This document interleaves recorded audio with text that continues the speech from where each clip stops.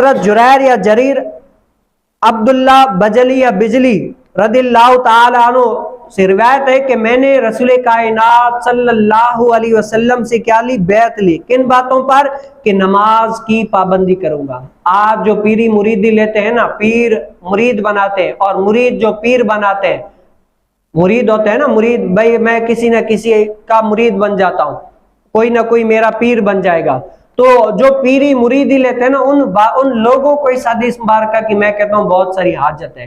وہ حضرت سیدنا کیا ہے، جریر رضی اللہ تعالیٰ عنہ عرض کرتے ہیں کہ جب میں نے رسول کائنات صلی اللہ علیہ وسلم سے بیعت لی نا، کن باتوں پر؟ نماز کی پابندی کروں گا۔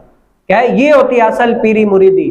جب کسی کا ہاتھ تھامے نا، تو ہاتھ تھامنے والے کو اور ہاتھ تھمانے والے کو بھی لازم ہے کہ ان باتوں کی عمل کرے، ان باتوں کو لازمی طور پر اپنے اوپر اور جو آ رہے ہیں ان کے اوپر بھی ڈیپینڈ کرے۔ کیا ہے؟ نماز کی پابندی کرنا۔